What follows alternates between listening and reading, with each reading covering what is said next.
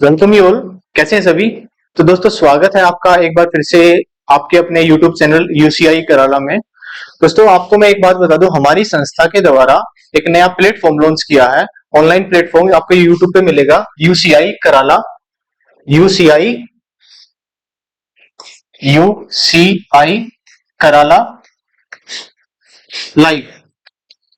आप इस चैनल को सब्सक्राइब कर लीजिए और अपने सभी दोस्तों के साथ शेयर करिए इसको। यहाँ पर आपके एग्जाम से रिलेटेड सारे इंपॉर्टेंट क्वेश्चन की वीडियोस अपलोड हुआ करेंगी। जैसे अभी वर्तमान में आपका दिल्ली पुलिस का एग्जाम आने वाला है, उससे संबंधित हर एक टॉपिक से, जैसे आपकी उसमें जीएस 50 नंबर की आती है, तो जीएस में हर एक अलग अलग सब्जेक्ट की इंपॉर्टेंट क्वेश्चन की सीरीज यहाँ पर लेके आएंगे। आपका मैथ के भी क्वेश्चन की इंपॉर्टेंट क्वेश्चन की सीरीज आएगी, रीजनिंग और कंप्यूटर। हर एक सब्जेक्ट की जो इंपॉर्टेंट क्वेश्चन है, संभावित क्वेश्चन है जो एग्जाम में आ सकते हैं, उनकी सीरीज हम यहाँ पर लेके आएंगे। तो चैनल से जुड़िए और वीडियो अंत तक देखिएगा। आज की क्लास में हम इकोनॉमिक्स के कुछ प्रीवियस ईयर क्वेश्चन है वो डिस्कस करेंगे। इंपॉर्टेंट क्वेश्चन जो भी आपके एग्जाम पॉइंट ऑफ व्यू से काफी इंपॉर्टेंट है। क्वेश्चन की संख्या कम लगेगी आपको, लेकिन जो एक्सप्लेनेशन हम दे रहे हैं उसमें जैसे 10 क्वेश्चन अगर हमने एक्सप्लेन किए तो आपके लगभग 50-60 क्वेश्चन उसमें कवर हो जाते हैं। तो क्वेश्चन यहाँ पर ऐसे सिलेक्ट किए गए हैं कि आपका कॉन्सेप्ट क्लियर हो जाए। क्योंकि एसएससी क्या करता है, देखो बच्चे की क्वेश्चन रिपीट नहीं करता, टॉपिक रिपीट करता है। और इकोनॉमिक्स की मेन प्रॉब्लम ही यही है कि क्वेश्चन तो रिपीट हो जाता है, ऑप्शन कभी रिपीट नहीं होते। अगर आपने इकोनॉमिक्स को अगर समझा नहीं तो आप इकोनॉमिक्स का क्वेश्चन नहीं कर पाओगे। तो इसलिए डिटेल स्टडी करेंगे हम, हर एक क्वेश्चन की जो टॉपिक आया उसको डिटेल में समझेंगे। तो आज की क्लास का जो पहला टॉपिक है, हमारा पहला क्वेश्चन है, वो स्टार्ट करते हैं। क्वेश्चन को रीड करिए और इससे ये भी पता चलता रहेगा कि आपकी तैयारी कैसी है। क्वेश्चन को रीड करके कमेंट कीजिए आंसर, आपका आंसर क्या है। तो पहला क्वेश्चन क्या है, हु इज कंसिडर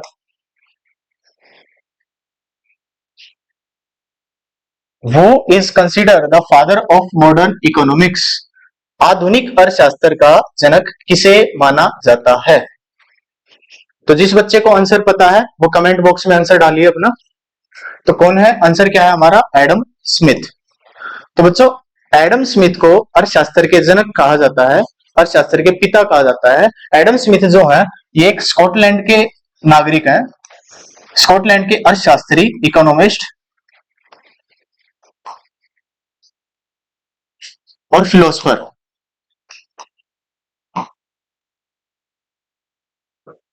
तो स्कॉटलैंड के ये नागरिक हैं, स्कॉटलैंड के एक अर्थशास्त्री हैं और फिलोसफर भी थे ये।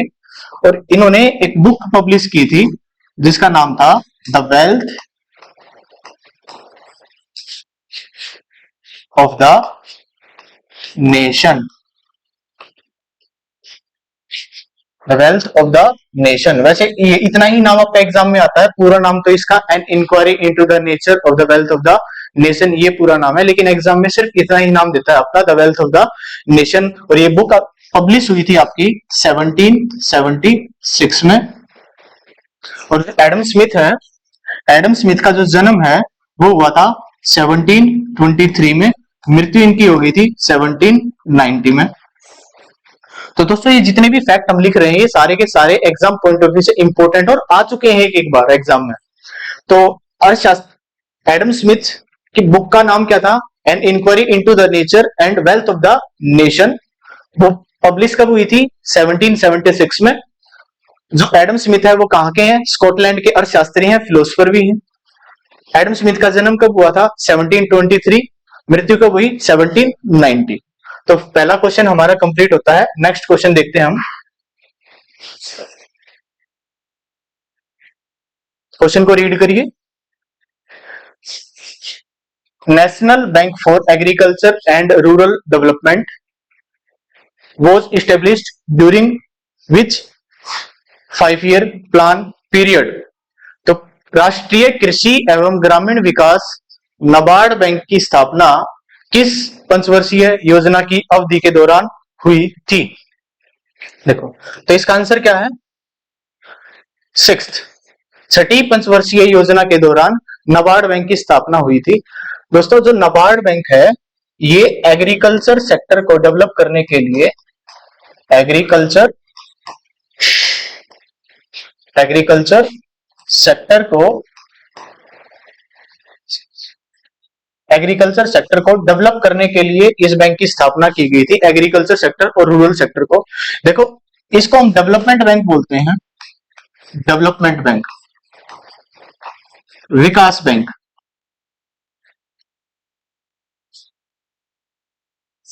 डेवलपमेंट बैंक वो बैंक होते हैं जो किसी एक पर्टिकुलर सेक्टर को डेवलप करने के लिए खोले जाते हैं।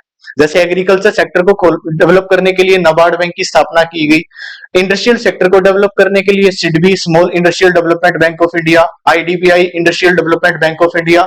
हाउसिंग सेक्टर को डेवलप करने के लिए एनएचबी, नेशनल हाउसिंग बैंक। तो उनको जैसे जैसे क्वेश्चन आते रहेंगे उनको डिटेल स्टडी करते रहेंगे। अभी नाबार्ड की बात करते हैं।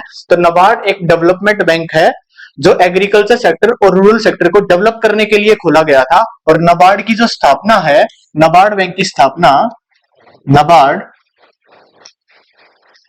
बैंक की जो स्थापना वो छठी पंचवर्षीय योजना के दौरान हुई थी 12 जुलाई 1982 को।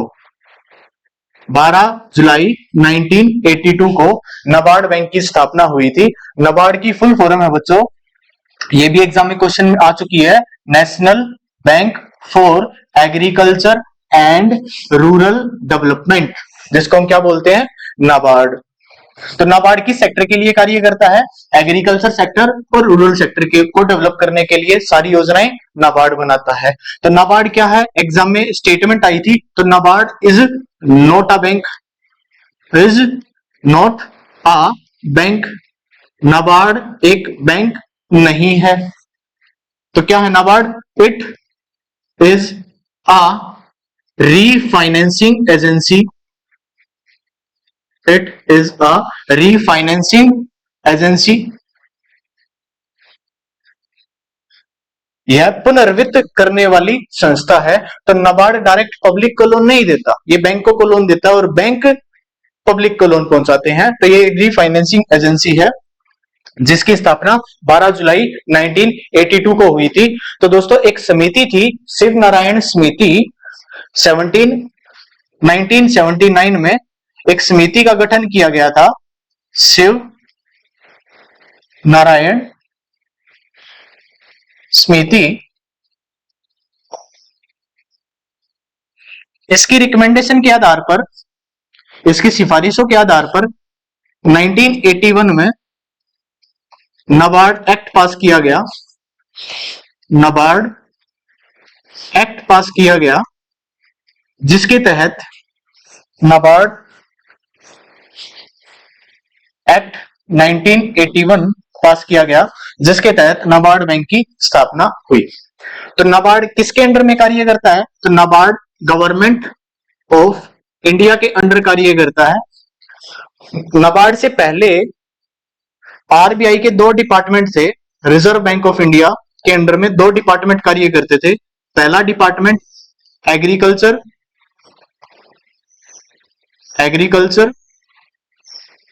क्रेडिट डिपार्टमेंट,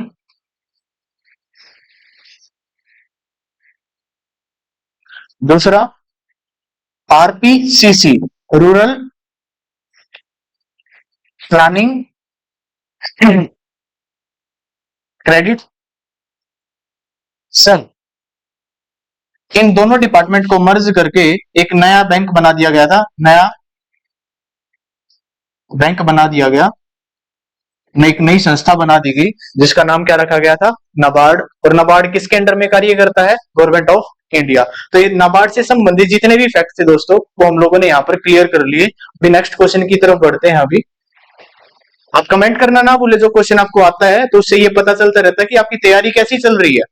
अगर आपको वीडियो ज्यादा स्लो लग रही है तो वीडियो को फास्ट फॉरवर्डिंग मोड में आप देख सकते हो, जल्दी जल्दी क्वेश्चन को आप करते चले जाओ। सारे क्वेश्चन आपके इंपोर्टेंट है, लेकिन जो थ्योरी आपको एक्सप्लेन की जा रही है वो एग्जाम क्वेश्चन जितनी ही इंपोर्टेंट है, जितने क्वेश्चन इंपॉर्टेंट है उतनी एक्सप्लेनेशन भी इंपॉर्टेंट है, क्योंकि क्वेश्चन तो एक है, एक्सप्लेनेशन में आपके 7 8 10 क्वेश्चन निकल के आ रहे हैं और वो सारे एग्जाम पॉइंट ऑफ व्यू से इंपॉर्टेंट है। जो अभी आपका सीजीएल हुआ 2023, सीएचएसएल हुआ है, एमटीएस हुआ है, उनमें ये क्वेश्चन पूछे गए हैं।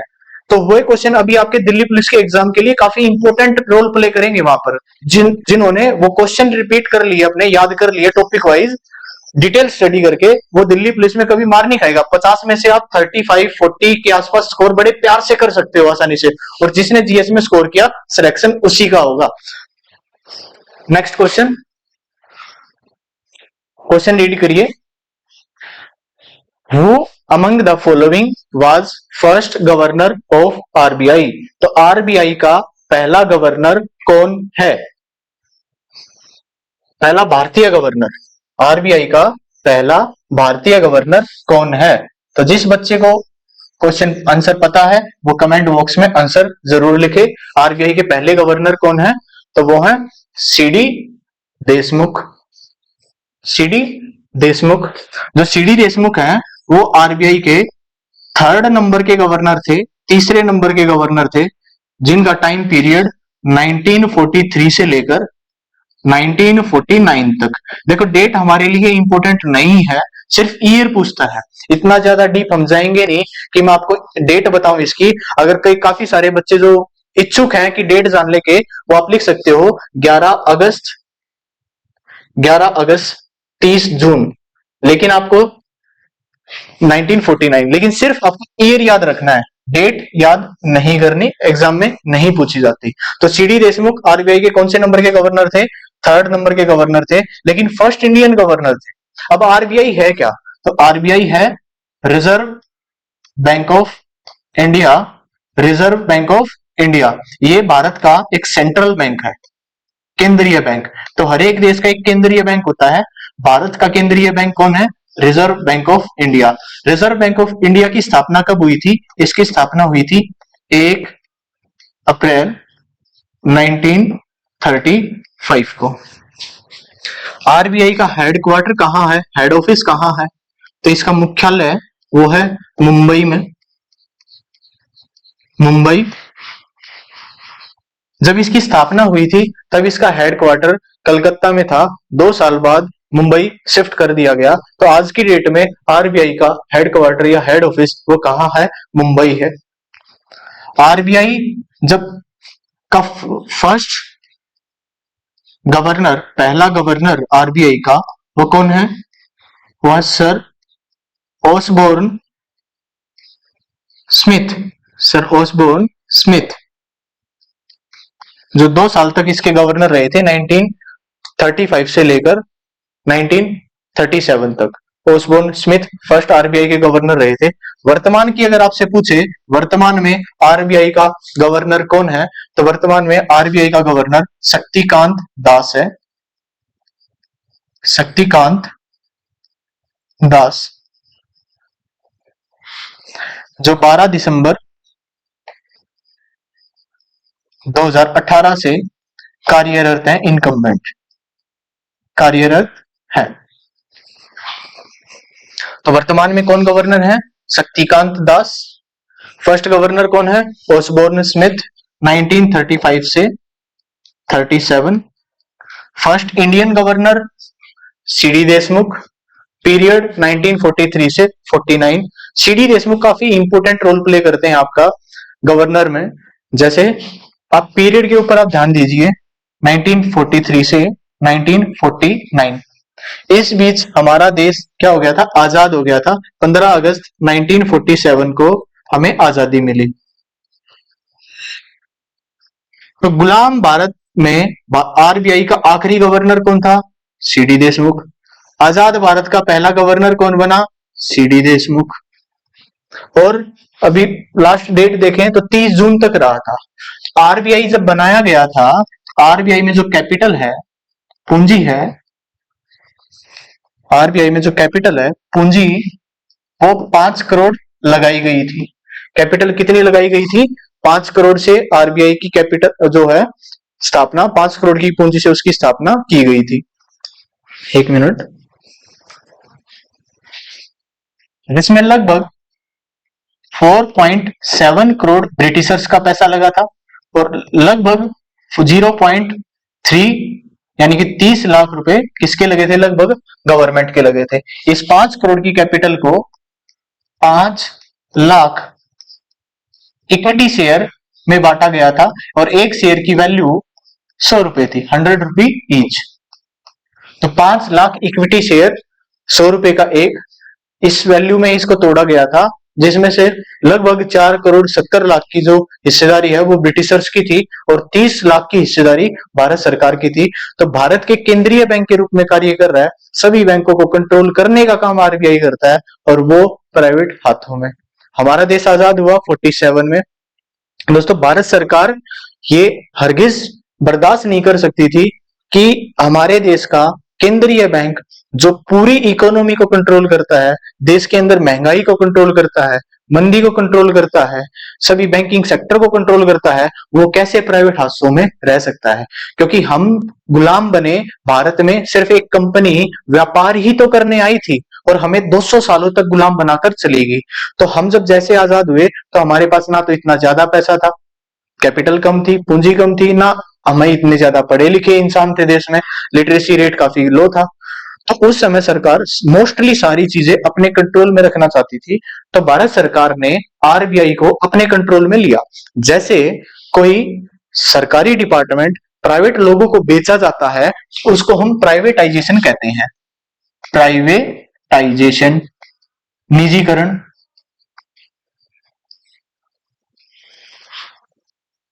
प्राइवेटाइजेशन, निजीकरण, सरकारी डिपार्टमेंट को प्राइवेट करना, प्राइवेटाइजेशन निजीकरण प्रक्रिया कहलाती है। ऐसे ही किसी प्राइवेट संस्था को सरकारी बनाना या किसी प्राइवेट संस्था को सरकार के द्वारा टेक ओवर करना, वो नेशनलाइजेशन, राष्ट्रीयकरण कहलाता है। नेशनलाइजेशन, राष्ट्रीयकरण।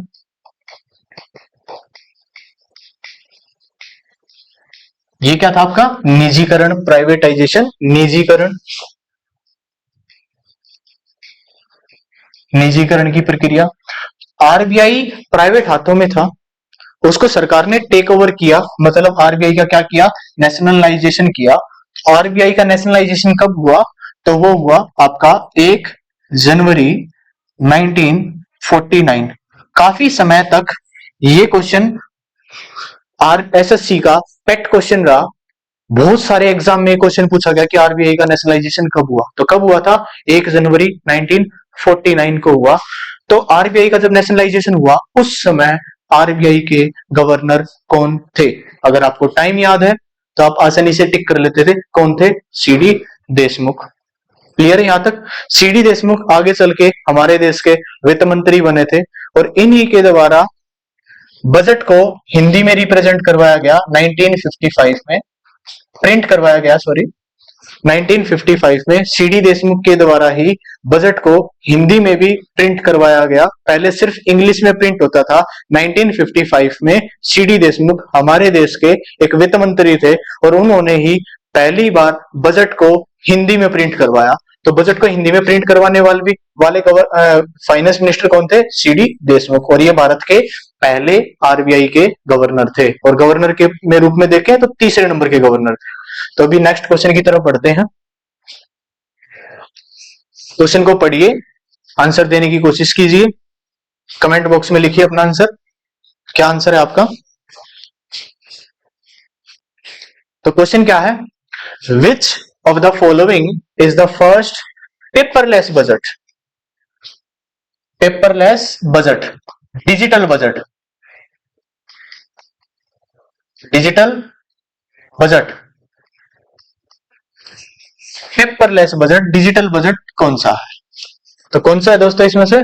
कमेंट बॉक्स में लिखिए आंसर अपना। तो कौन सा आंसर है? वो है 21-22, पहला ऑप्शन।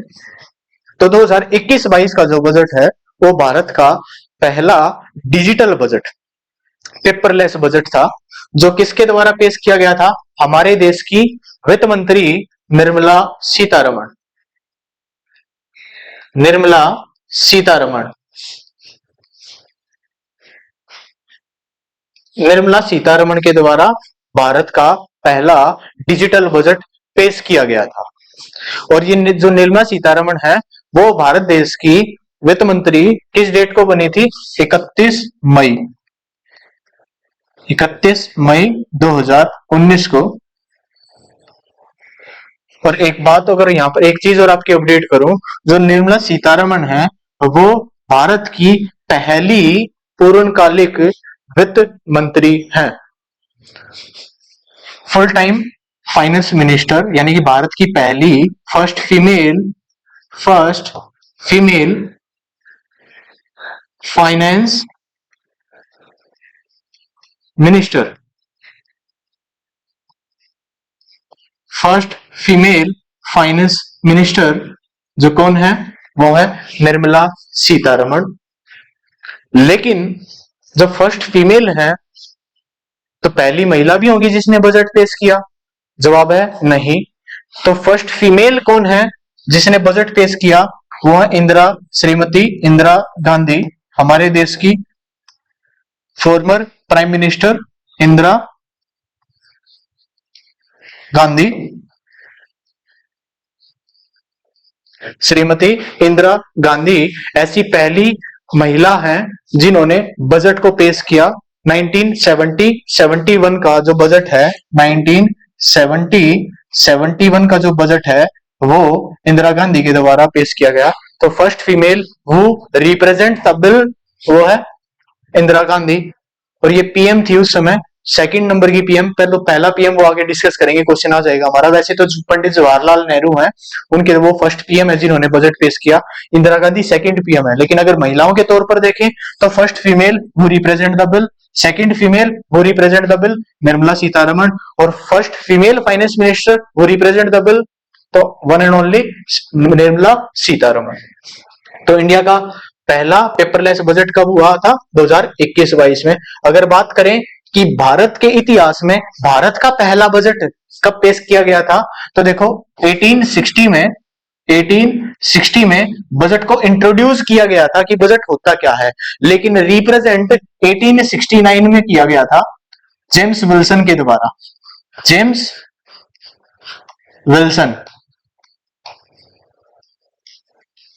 जेम्स विल्सन के द्वारा भारत का पहला बजट पेश किया गया।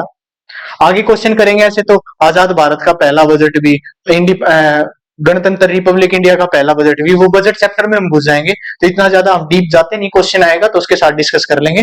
वैसे अगर कोई बच्चा इच्छुक है लिखने का तो आजाद भारत का पहला बजट आर.के. शानमुखम चेट्टी के द्वारा पेश किया गया था।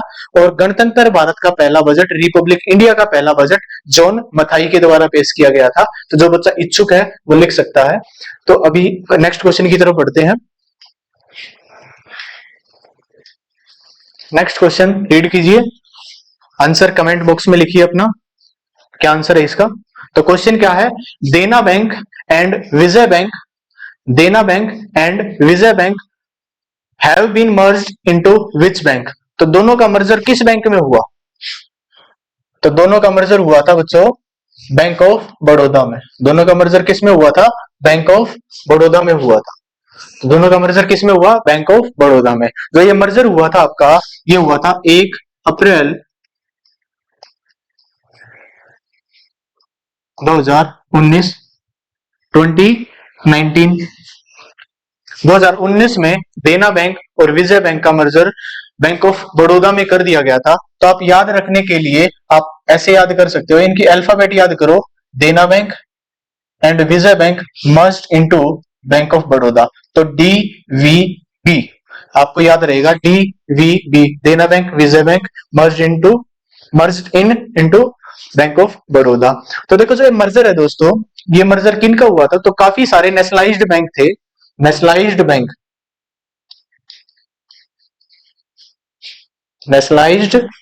राष्ट्रीयकृत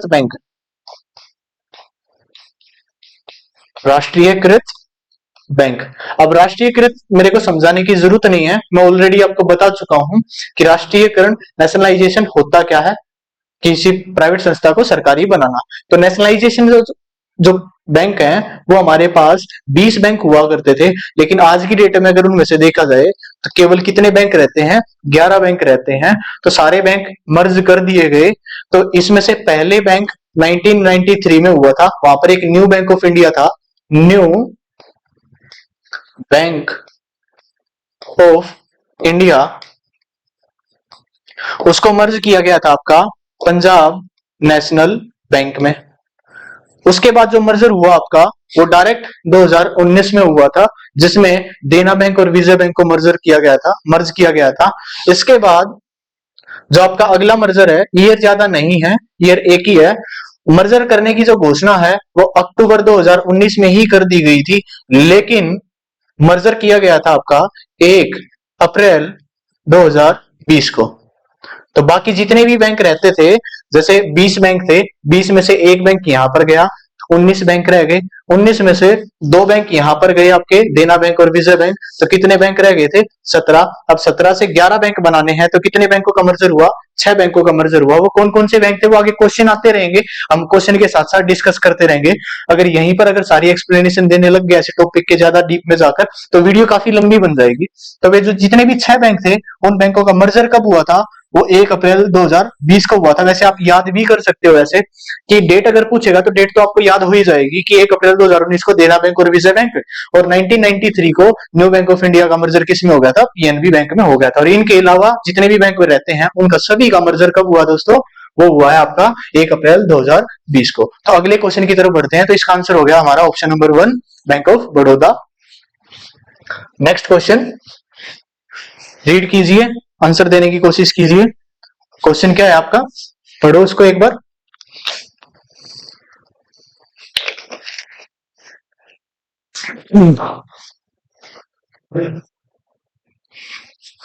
according to the economic survey 2023 22-23,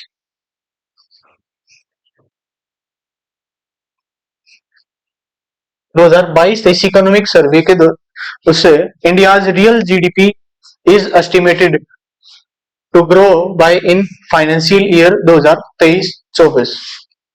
तो भारत की जो जीडीपी है, यानी कि आर्थिक सर्वेक्षण 2022-23 के अनुसार वित्तीय वर्ष 2023-24 में भारत की वास्तविक जीडीपी बढ़ने का क्या अनुमान लगाया गया है? किस स्पीड से भारत की जो जीडीपी बढ़ेगी? तो दोस्तों उसके लिए आपका आंसर है 6 से 6.8% की तेजी से जो है अब वो हमारे देश की जो इकोनॉमी है वो ग्रो करेगी। दोस्तों अगर मैं आपको एक बात बताऊं कि जो ये इकोनॉमिक सर्वे है, इकोनॉमिक सर्वे है, इसकी जो रिपोर्ट है, इकोनॉमिक सर्वे की जो रिपोर्ट है, इकोनॉमिक सर्वे की जो रिपोर्ट है वो finance finance ministry finance ministry के द्वारा रिपोर्ट जो है वो इसकी प्रस्तुत की जाती है।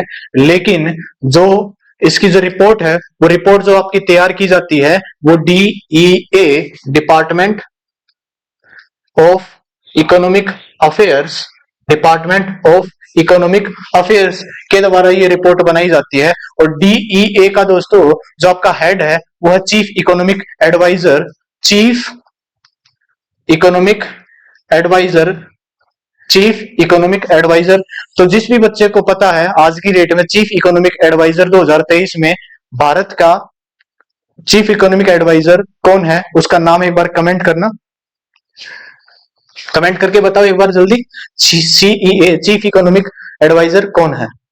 तो वो है इसके आज की डेट में हमारे अनंथा अनंथा नागेश्वर नागेश्वरन, अनंथा नागेश्वरन हमारे देश के क्या है? सीईए। तो देखो रिपोर्ट प्रस्तुत किसके द्वारा की जाती है? फाइनेंस मिनिस्ट्री के द्वारा प्रस्तुत की जाती है। रिपोर्ट को तैयार कौन करता है? Department department of economic adviser.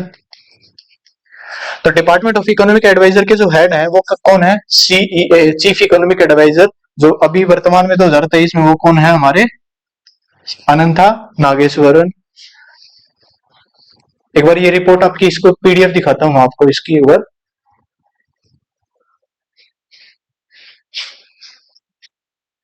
एक मिनट।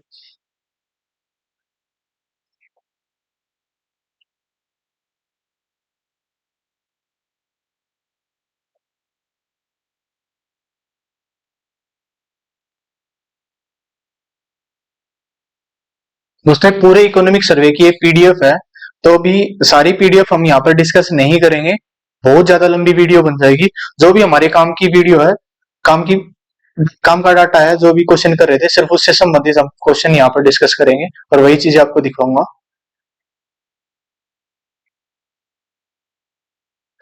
वैसे तुम यहाँ से भी कर सकते हैं, लेकिन आगे इसकी एक स्पेशल फोटो है, deficit.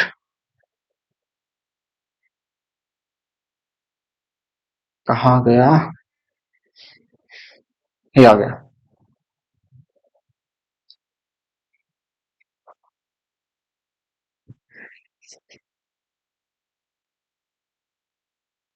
GDP growth rate Bharat की इकोनॉमिक सर्वे 2022-23 के अनुसार। दोस्तों ये आप गवर्नमेंट की ऑफिशियल वेबसाइट, जहां पर सारा का सारा गवर्नमेंट डाटा अपलोड करती है, किसी प्राइवेट वेबसाइट से ये चीजें नहीं उठाई गई हैं।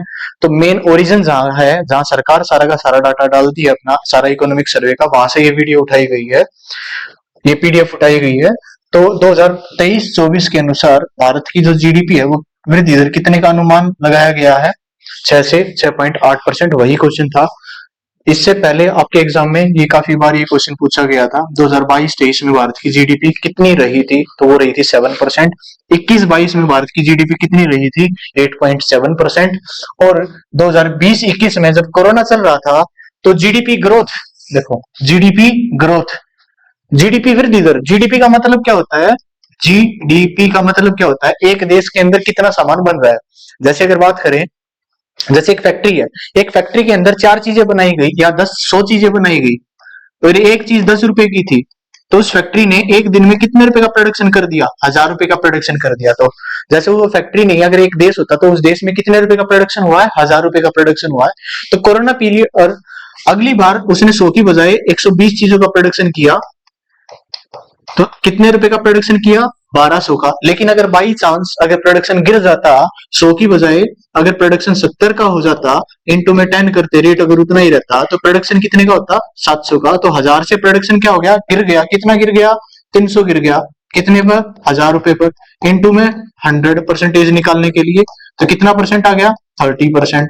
तो भारत जो जीडीपी है, प्रोडक्शन है, वो 30% से गिर गया। तो कोरोना काल में सब कुछ लॉकडाउन था, सब कुछ बंद पड़ा था, उस समय भारत की जो जीडीपी ग्रोथ है वो माइनस में चली गई थी। तो 2020-21 में जो भारत की जो जीडीपी ग्रोथ रेट है वो कितनी चली गई थी, माइनस पॉइंट 6.6%। वहां से तेजी, फिर जैसे ही लॉकडाउन खुला एकदम से तेजी से इकोनॉमी भागी, प्रोडक्शन एकदम तेजी से बढ़ा, तो 8.71। फिर उसके बाद उसको कंट्रोल किया गया थोड़ा सा, उसमें वृद्धि थोड़ी सी कम हुई, 7%। और वर्तमान में 23-24 में 6 से 6.8% की वृद्धि से भारत की जो जीडीपी ग्रोथ रेट है उसका रहने का अनुमान लगाया गया है। तो हम अगले क्वेश्चन की तरफ बढ़ते हैं, अपना दोबारा उसी स्लाइड पे आ जाते हैं।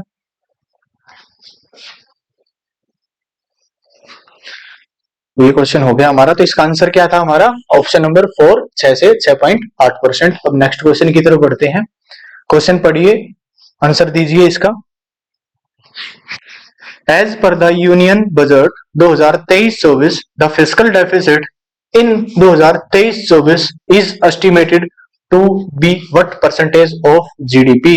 तो GDP का कितना परसेंट फिस्कल डेफिसिट है। अब फिस्कल डेफिसिट की बात करें तो फिस्कल डेफिसिट दोस्तों होता क्या है, फिस्कल डेफिसिट मतलब राजकोषीय घाटा 2023-24 में जीडीपी का कितना परसेंट रहने का अनुमान है 2023-24 के बजट के अनुसार। तो कितना रहने का अनुमान है दोस्तों, आंसर है इसका ऑप्शन नंबर 4, 5.9%। अब एक बार राजकोषीय घाटा आपको बता देता हूं। तो जो सरकार बजट बनाती है, सरकार क्या बनाती है, बजट बनाती है। बजट में सरकार अनुमान देती है कि कितना पैसा सरकार के पास आएगा, बजट बजट व्यय कितना है, सरकार सरकार खर्चा कितना करेगी, उसका अनुमान लगाती है। अनुमानित बजट व्यय, अनुमानित अनुमानित बजट व्यय कितना है सरकार का, और अनुमानित बजट प्राप्तियां, अनुमानित बजट प्राप्तियां। अनुमान लगाती है सरकार, इतना पैसा हमारा खर्च होगा और इतना पैसा लगभग हमारे पास आ जाएगा। मान लेते हैं, ये भी पूरी डिटेल स्टडी नहीं कर रहा है इसकी, कोई कहने लगे बजट प्राप्तियों के अंदर बोरोविंग्स वगैरह वो सारी चीजें इंक्लूड हो जाती हैं, तो वो भी उस कॉन्सेप्ट पे नहीं जा रहे हम, सिर्फ नॉर्मल वे में आपको ये चीजें समझा रहा हूं। मान लिया बजट व्यय आपका 1000 करोड़ है, और जो बजट प्राप्तियां हैं उधार छोड़कर उधार को इसमें इंक्लूड नहीं किया गया, उधार छोड़कर जो बजट प्राप्तियां हैं वो मान लेते हैं आपकी 700 करोड़ है। तो पैसा कितना आया सरकार के पास, अनुमान लगाया 700 करोड़, लेकिन सरकार को पैसा कितना खर्च करना है, 1000 करोड़। तो सरकार को कितने पैसे की कमी पड़ गई, कितने रुपए की कमी पड़ गई, तो वो है 300 करोड़। तो राजकोषीय घाटा कितना हो जाएगा, 300 करोड़। तो सरकार को उधार कितना लेना पड़ेगा पैसा, जैसे अगर आपका काम होता है कि भाई 1000 रुपए आपका खर्चा है, आपके पास 700 रुपए अवेलेबल है, तो आपको कितने रुपए उधार लेने की जरूरत पड़ेगी, 300 करोड़ रुपए, 300 रुपए ही तो आपको उधार लेनी पड़ेगी की जरूरत पड़ेगी। तो ऐसे ही सरकार कितना पैसा उधार लेगी, 300 करोड़। तो राजकोषीय घाटा अपने आप में किसके बराबर होता है, उधार बोरोविंग्स के बराबर होता है। तो क्वेश्चन ये भी पूछा हुआ है, तो जो सरकार इस साल जो उधार ले रही है वो हमारे देश की ओवरऑल जीडीपी का 5.9% जो है सरकार जो क्या कर रही है, उधार ले रही है। अगर आपको बात करूं वर्तमान में 2023-24 का जो बजट है वो सरकार के द्वारा कितने रुपए का बनाया गया है, तो वो बनाया गया है 45,03,97 रुपए का जो बजट हमारा बनाया गया है। क्लियर है यहां तक। अभी एक बार इसकी आपको पीडीएफ दिखा देता हूं।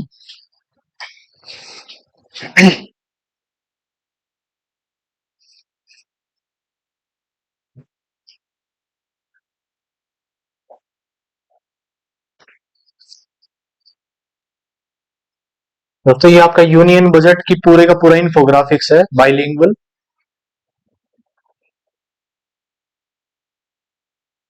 क्या था आपका फिस्कल डेफिसिट, हाँ ये रहा। ज्यादा नीचे जाने की जरूरत नहीं है, वो आगे चलेंगे, आगे क्वेश्चन में डिस्कस करेंगे। डेफिसिट, डेफिसिट भी कौन सा, फिस्कल डेफिसिट। तो फिस्कल डेफिसिट 2023-24 में कितना रहने का अनुमान है, 5.9% ऑफ जीडीपी। ऐसे ही जो डेफिसिट होते हैं वो 3 टाइप के होते हैं, फिस्कल डेफिसिट, प्राइमरी डेफिसिट और रिवेन्यू डेफिसिट। अभी उन बाकी दो की अभी हम बात नहीं करेंगे, अभी आपको सिर्फ फिस्कल डेफिसिट पढ़ाया गया है। तो फिस्कल डेफिसिट किसके बराबर होता है, उधार के बराबर होता है, बोरोविंग्स के बराबर होता है। और इसको आप कैसे निकाल सकते हो कि बजट एक्सपेंडिचर में से, अनुमानित बजट खर्चों में से, एस्टिमेटेड बजट एक्सपेंडिचर में से आपने बजट रिसिप्ट्स माइनस कर दी, एक्सक्लूड बोरोविंग, उधार को छोड़कर, एक्सक्लूड बोरोइंग्स, उधार को छोड़कर जितनी भी अनुमानित बजट प्राप्तियां थी उनको माइनस कर देंगे किसमें से, बजट व्यय में से, अनुमानित बजट व्यय, एक्सपेक्टेड एस्टिमेटेड बजट एक्सपेंडिचर में से। क्लियर है यहां तक। अभी आगे बढ़ाते हैं, अगले क्वेश्चन पे चलते हैं।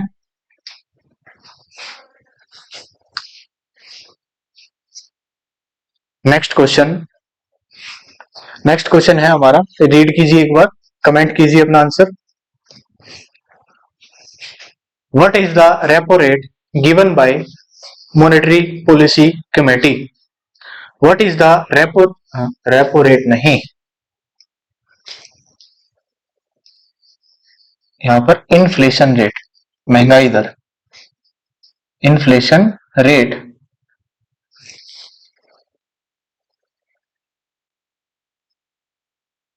यहां पर क्या लिखो, इन्फ्लेशन।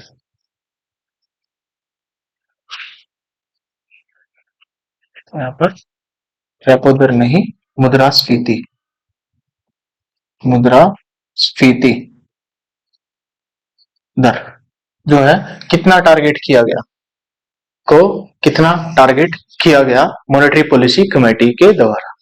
दोस्तों अगर एमपीसी मॉनेटरी पॉलिसी कमेटी की बात करूं, तो जो मॉनेटरी पॉलिसी कमेटी है ये आपकी 2016 में बनाई गई थी, सजेस्टेड बाय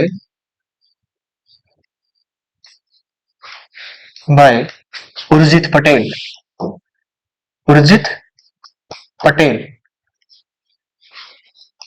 तो आरबीआई के गवर्नर थे एक उर्जित पटेल, उनके द्वारा ये सजेशन दिया गया था और एमपीसी कमेटी का निर्माण किया गया।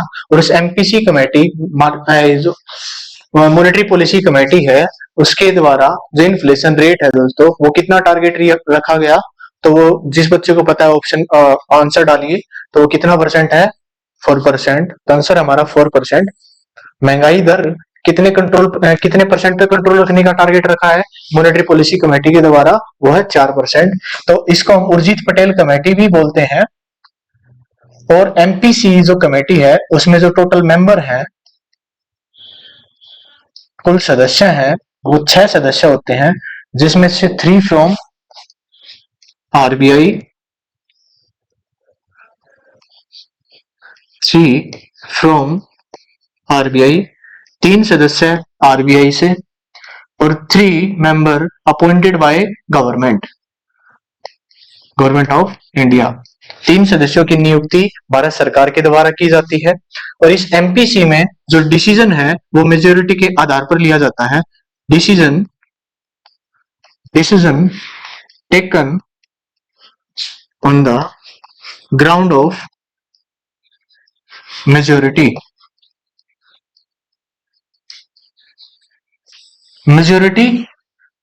के आधार पर, बहुमत के आधार पर इसमें जो है निर्णय लिया जाता है। लेकिन मेंबर तो 3-3 हो गए।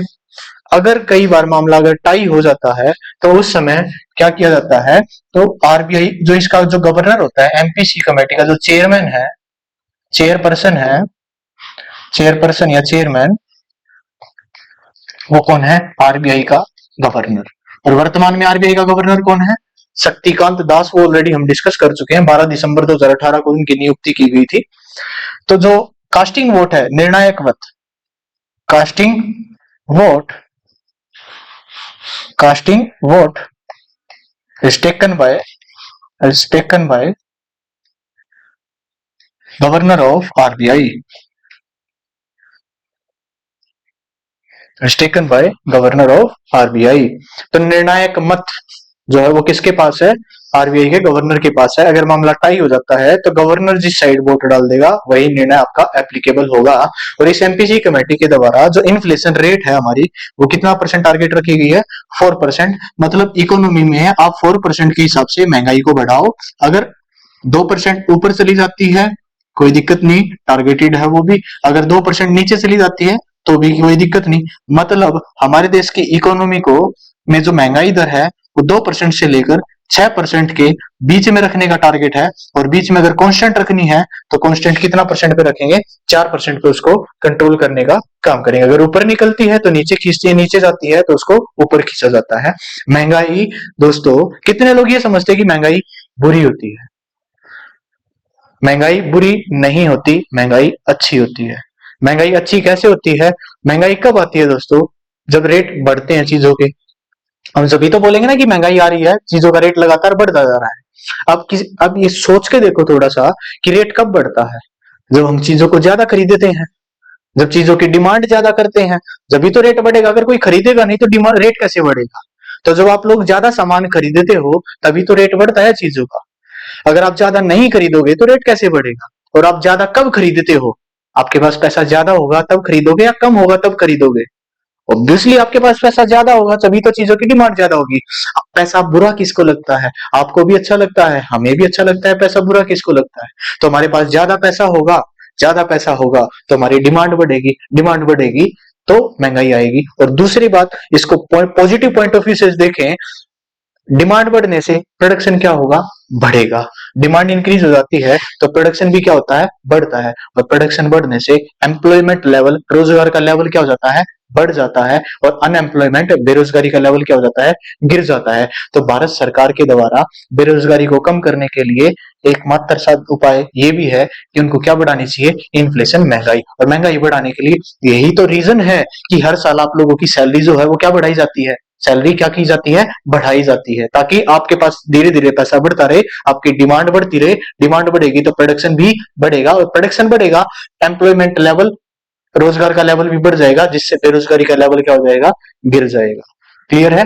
तो एमपीसी मॉनेटरी पॉलिसी कमेटी आज की डेट में भी अगर टारगेटेड ये 7 अप्रैल 2021 का है, लेकिन अगर आज का भी पूछता है तो आज भी हम इसी को फॉलो करते हैं। आज भी हमारी जो टारगेटेड इन्फ्लेशन रेट है वो कितना परसेंट है? 4% है। तो अभी हम बढ़ते हैं अपने अगले क्वेश्चन की तरफ। यहां तक अगर किसी भी बच्चे का अगर कोई भी डाउट है तो वो कमेंट बॉक्स में अपना डाउट जरूर डाले। और जो बच्चा यहां पर आ सकता है, इंस्टीट्यूट पर आ सकता है, यूसीआई कराला, यूसीआई कराला, आप गूगल मैप पर ये डालोगे आपको लोकेशन मिल जाएगी। कोई बच्चा अगर यहाँ आ सकता है, मोस्ट वेलकम, यहाँ पर आकर अपना डाउट क्लियर कर सकता है। चलो नेक्स्ट क्वेश्चन पे बढ़ते हैं। क्वेश्चन को रीड कीजिए। Who is the author of poverty and un British rule in India? तो poverty and un British rule in India ये एक बुक थी।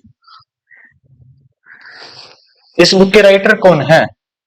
इस बुक के राइटर कौन है?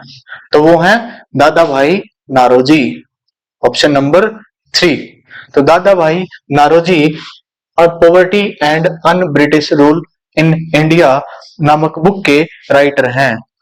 तो इस बुक की जो थ्योरी है वो क्या बताती है? The Indian wealth drain into Britain.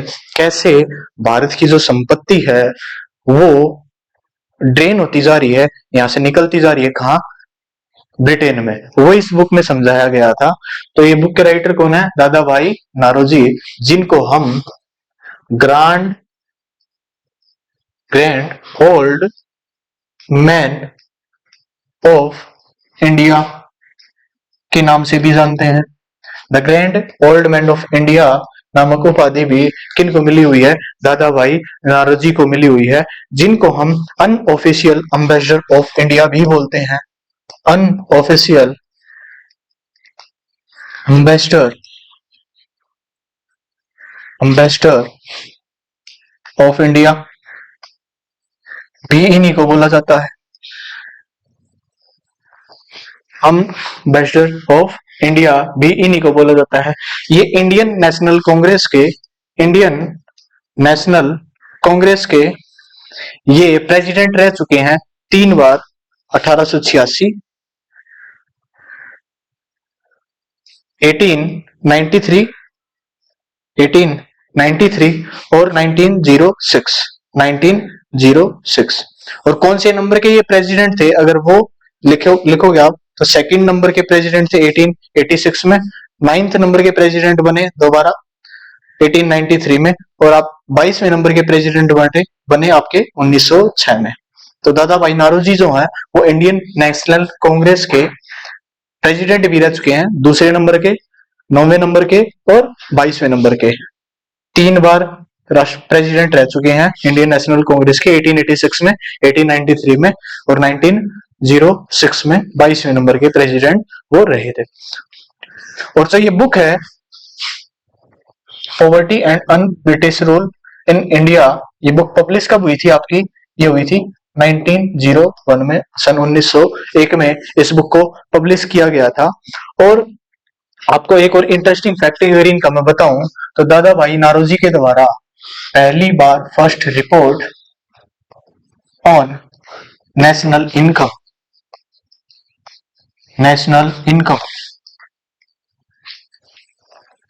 राष्ट्रीय आय पर पहली रिपोर्ट दादा भाई नारोजी के द्वारा ही पेश की गई थी। और उसमें भारत की जो पर कैपिटल इनकम है, प्रति व्यक्ति आय, उसको 20 रुपए दिखाया गया था। कितना दिखाया गया था? 20 रुपए दिखाया गया था। और जो फर्स्ट रिपोर्ट है, यहाँ पर क्या है? Report, first report on national income. और ये जो रिपोर्ट है ये कब पेश की गई थी? 1867-68 में। क्लियर है? यहां तक ये सारा फैक्ट आपका इंपॉर्टेंट है और एग्जाम में पूछा भी गया है। अलग अलग Dadabhai Naoroji grand old man of India के नाम से भी जाने जाते हैं। तो बढ़ते हैं अपने नेक्स्ट क्वेश्चन की तरफ। तो नेक्स्ट क्वेश्चन है आपका आपकी स्क्रीन के ऊपर, उसको रीड कीजिए। पढ़िए, समझिए, आंसर लगाइए। ये फॉर्मेट अब ज्यादा कर रहा है एसएससी, इसी फॉर्मेट में ज्यादातर क्वेश्चन आ रहे हैं। क्वेश्चन कहने को एक है, लेकिन इसमें 3 क्वेश्चन घुसा दिए उसके द्वारा, जिसमें आपका टाइम थोड़ा सा ज्यादा लग जाता है। तो इस क्वेश्चन को रीड कीजिए और आंसर देने की कोशिश कीजिए, कौन सा क्वेश्चन हमारा ऑप्शन हमारा ठीक है इसमें से। तो पढ़िए एक बार क्वेश्चन को। Which of the following statement are correct? कौन सी स्टेटमेंट सही है? पहली स्टेटमेंट,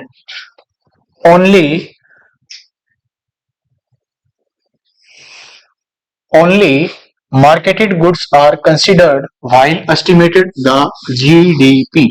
मार्केटेबल गुड्स को ही कंसिडर किया जाता है, सकल घरेलू उत्पाद का अनुमान लगाते समय केवल विपणन वस्तुओं पर ही विचार किया जाता है। ये स्टेटमेंट है। तो ये स्टेटमेंट सही है या गलत है? तो ये स्टेटमेंट दोस्तों सही है। अब कैसे सही है?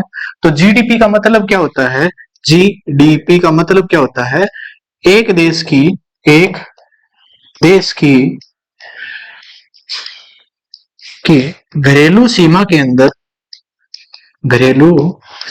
अंदर डोमेस्टिक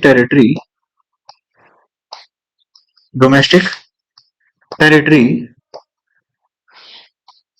घरेलू सीमा के अंदर उत्पादित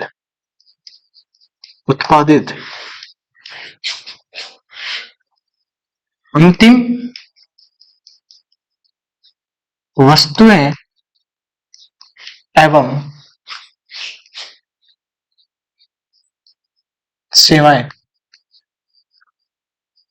सेवाओं का बाजार मूल्य मार्केट प्राइस और अंतिम वस्तुएं एवं सेवाएं final goods and services in an fiscal year, एक वित्तीय वर्ष में। ये सारा काम कितने टाइम पीरियड का? 1 साल के दौरान। और इन एन फाइनेंशियल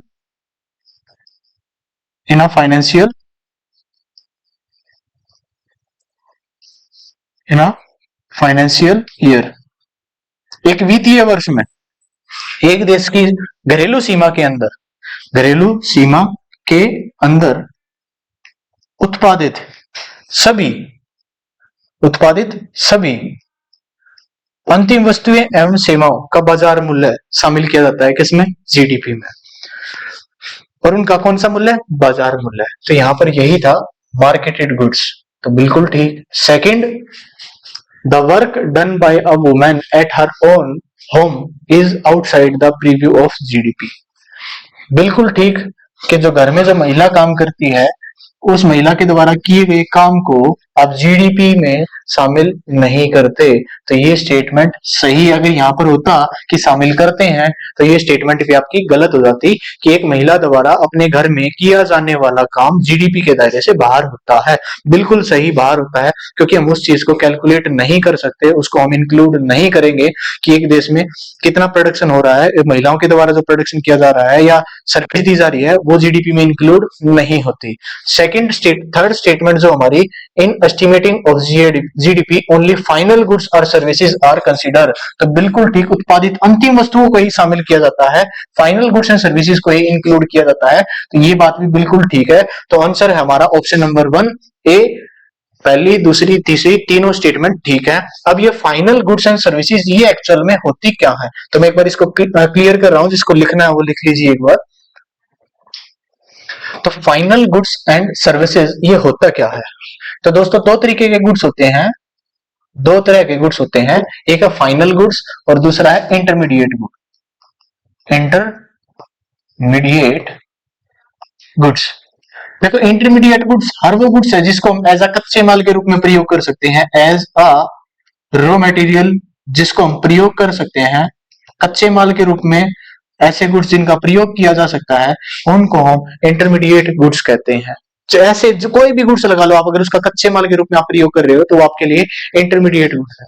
और जिसका आप कच्चे माल के रूप में प्रयोग नहीं कर सकते वो आपके लिए कौन सा गुड हो जाएंगे? Final goods. जैसे आप घर में चीनी लेके आए खरीद के, तो चीनी आपने ली, चीनी आप किसी को बेच नहीं रहे। देखो फाइनल गुड को रीसेल रीसेल नहीं किया जाता, इनको रीसेल पुनः बिक्री की जाती है। अब आप दुकान से एक चीनी ले आए खरीद के घर में, तो आप चीनी को बेचोगे नहीं, चीनी का कंजप्शन करोगे, तो वो चीनी की जितनी वैल्यू होगी वो क्या हो जाएगी, फाइनल गुड्स। लेकिन अगर वही चीनी किसी जूस वाली दुकान ने खरीदी होती है, तो जूस वाला उससे क्या करता, चीनी को जूस में डालता, जूस बनाता और वो चीजें आपको बेचता। इनडायरेक्ट रूप में वो चीनी को क्या कर रहा है, रीसेल कर रहा है। तो वहां पर चीनी कौन सा गुड हो जाएगी, इंटरमीडिएट गुड्स हो जाएगी। क्लियर है। जैसे आप आपकी जो गाड़ी थी, गाड़ी के लिए आपने घर में टायर खरीदे, तो वो आपके लिए कौन सा गुड हो जाएगा, फाइनल गुड। ऐसे ही गाड़ी बनने वाली कंपनी के द्वारा अगर टायर खरीदे जा रहे हैं, तो वो गाड़ी की वैल्यू में ही उन टायर की वैल्यू ऑलरेडी इंक्लूड रखेगी, और वो गाड़ी समेत वो टायर भी आपको क्या कर रही है, बेच रही है।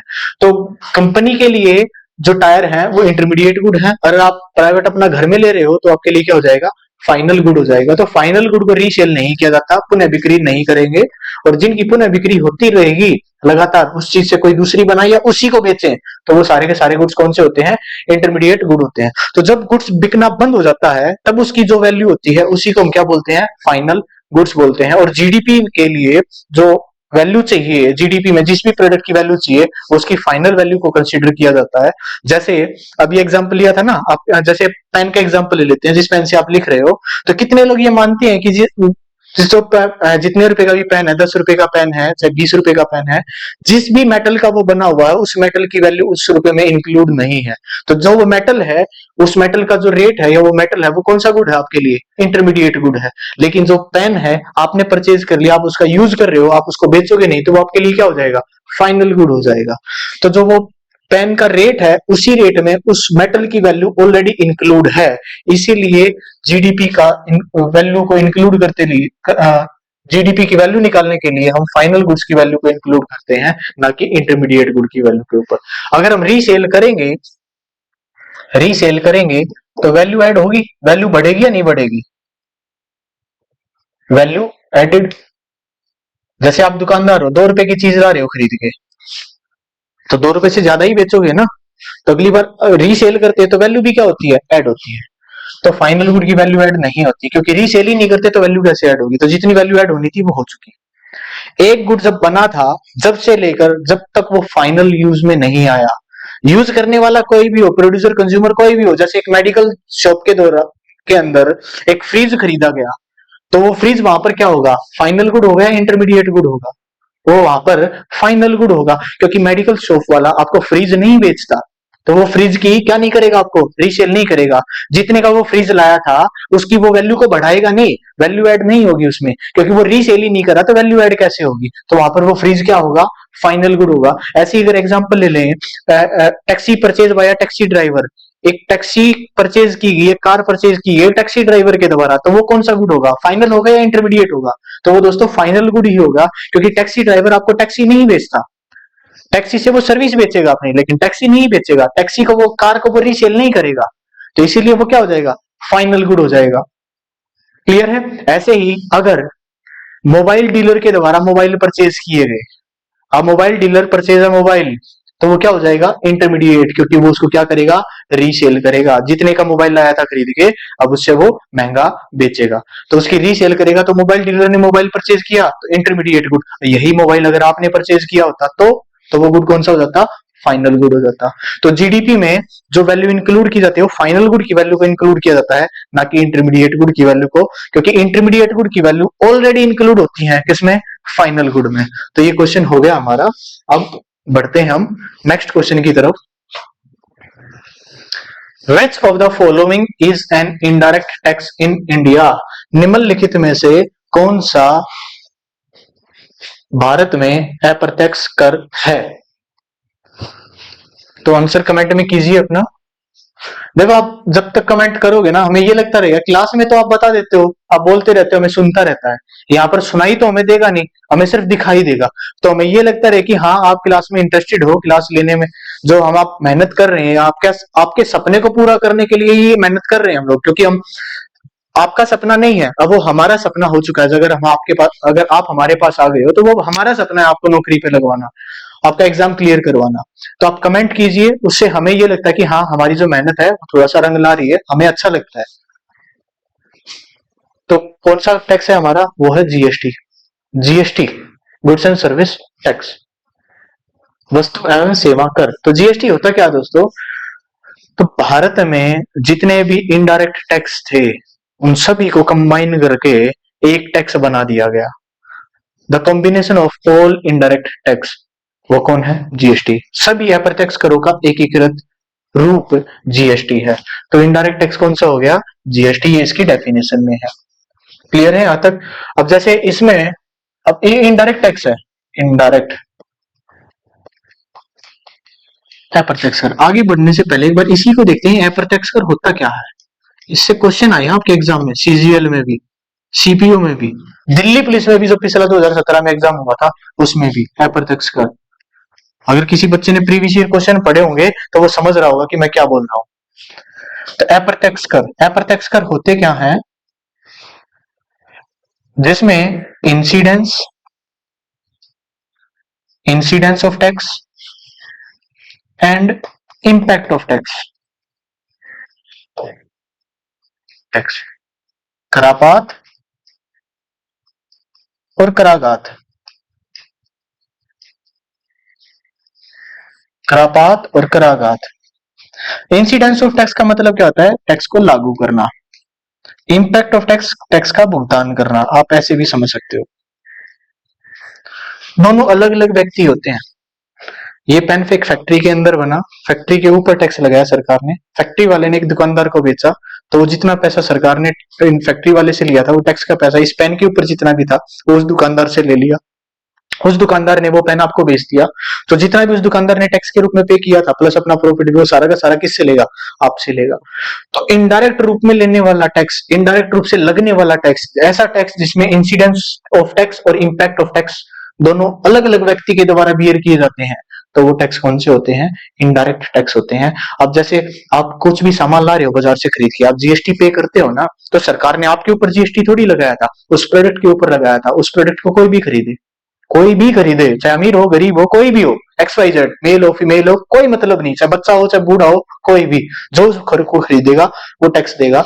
ऐसे वाले टैक्स को हम क्या बोलते हैं? Indirect tax. मतलब incidence and impact of tax borne by different individual, अलग अलग इंडिविजुअल के द्वारा जो बियर किए जाते हैं टैक्स, वो इनडायरेक्ट टैक्स होते हैं। अगर दोनों सेम हो तो same individual, born by same individual, तो वो टैक्स कौन सा होगा?